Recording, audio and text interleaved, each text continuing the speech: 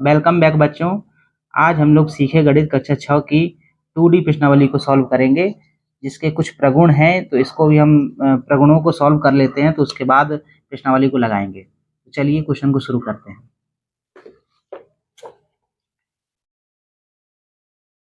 पूर्ण संख्याओं में भाग की संक्रिया, इसको हमने पहले ही से लिख लिया है, इसलिए कि समय की बचत होगी, लिखने में बड़ा समय जाता है।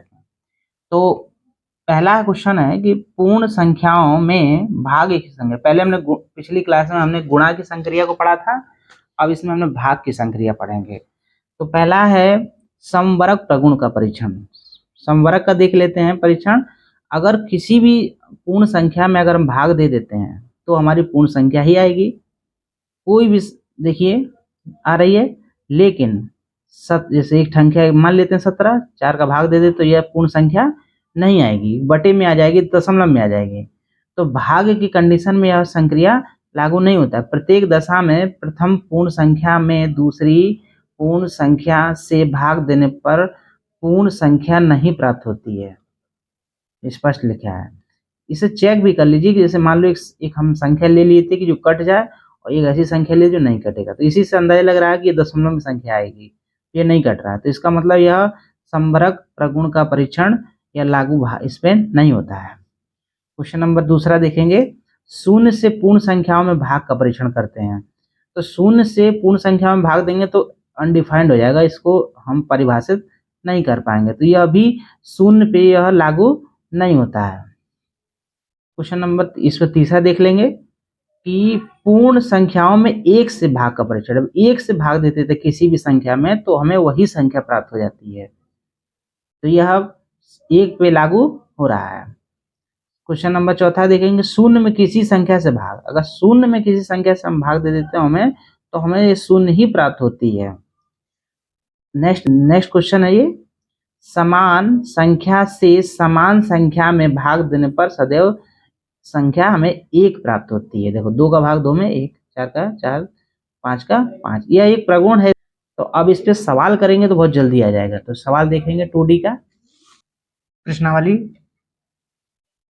2D। इसमें पहला सवाल है, निम्नलिखित संख्या रेखा पर विभाजन तथ्य को बताइए।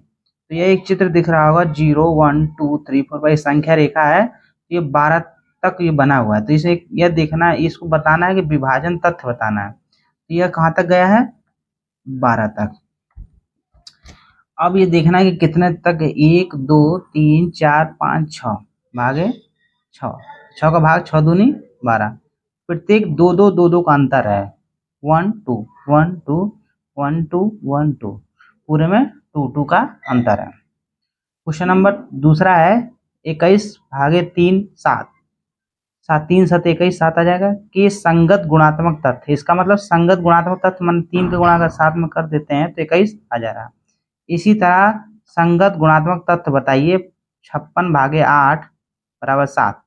तो 8 का गुणा जब हम 7 में करेंगे, यहाँ पे 8 गुणे 7 बराबर 56। इसी तरह 11 6 66 है, तो संगत 11 गुणे 6 कर देंगे तो 66, संगत ये हो जाएगा। क्वेश्चन नंबर तीसरा को देखेंगे। 117 के दो संख्याओं के गुणा के रूप में व्यक्त कीजिए जिसकी एक संख्या 13 हो।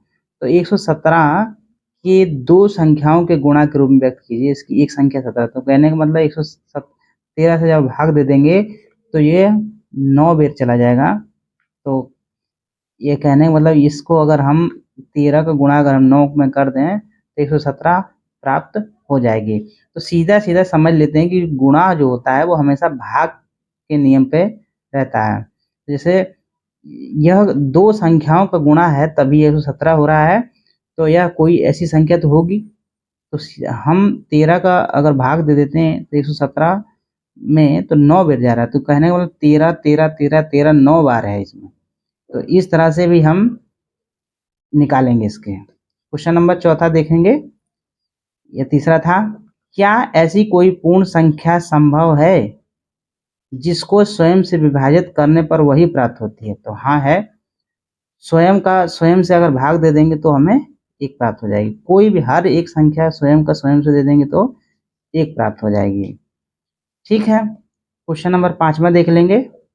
लास्ट क्वेश्चन है ये, क्या दो विभिन्न शून्येतर पूर्ण संख्याओं के लिए पहली संख्या को दूसरी संख्या से विभाजित करने पर तथा दूसरी संख्या को पहली संख्या से विभाजित करने पर विभाजित करने पर समान भागफल प्राप्त होता है?